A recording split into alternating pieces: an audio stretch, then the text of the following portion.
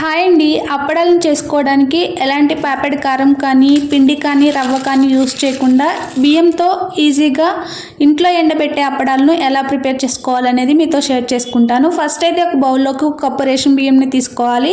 ఇందులో సాల్ట్ వేసి 2-3 సార్లు శుభ్రంగా వాష్ చేసుకోవాలి. సాల్ట్ వేసి వాష్ చేసుకోవడం వల్ల రేషన్ బియ్యం స్మెల్ రాకుండా ఉంటాయి. వాష్ చేసిన తర్వాత ఒక కుక్కర్లోకి 5 కప్పుల వాటర్ని అయితే తీసుకోవాలండి.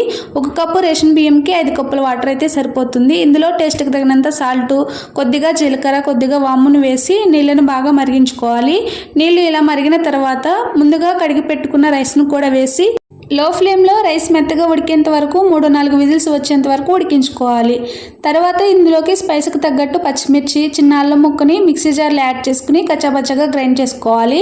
రైస్ అయితే ఇలా మెత్తగా ఉడికించుకోవాలండి. ఇలా ఉడికిన తర్వాత ముందుగా గ్రైండ్ చేసి పెట్టుకున్న అల్లం పచ్చిమిర్చి పేస్ట్ను కూడా ఇందులో యాడ్ చేసుకోవాలి.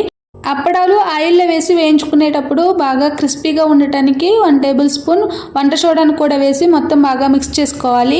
అల్లం వెల్లుల్లి పేస్ట్ పచ్చివాసన పోయిన తర్వాత స్టవ్ ఆఫ్ చేసుకుని గోరువెచ్చగా ఉన్నప్పుడు ఇలా చిన్న చిన్న ఉండలుగా చేసుకుని ఆయిల్ కవర్ మీద ఇలా ప్లేట్తో అప్పడాల్లో ఒత్తుకుంటే సరిపోతుందండి. ఇలా అన్నీ చేసి పెట్టుకుని ఫ్యాన్ గాలి కింద 2 రోజులు అలానే వదిలేయాలి.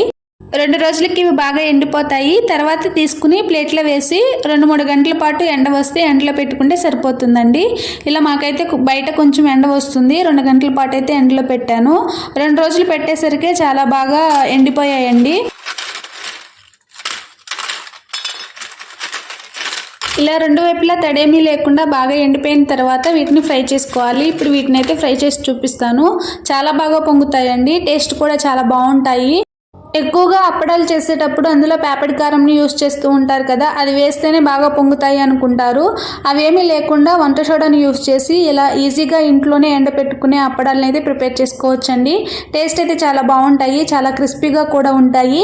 ఇవి నార్మల్ అప్పడాల కన్నా వేయించిన వెంటనే మెత్తగా అయితే అయిపోవండి. ఎక్కువసేపు చాలా క్రిస్పీగా ఉంటాయి. రేషన్ బియ్యంతో ఇలా ఒకసారి మీరు కూడా ట్రై చేయండి. ఎలా వచ్చాయి అనేది కామెంట్ సెక్షన్లో కామెంట్ చేయండి. వీడియో నచ్చితే ప్లీజ్ లైక్ చేసి షేర్ చేయండి.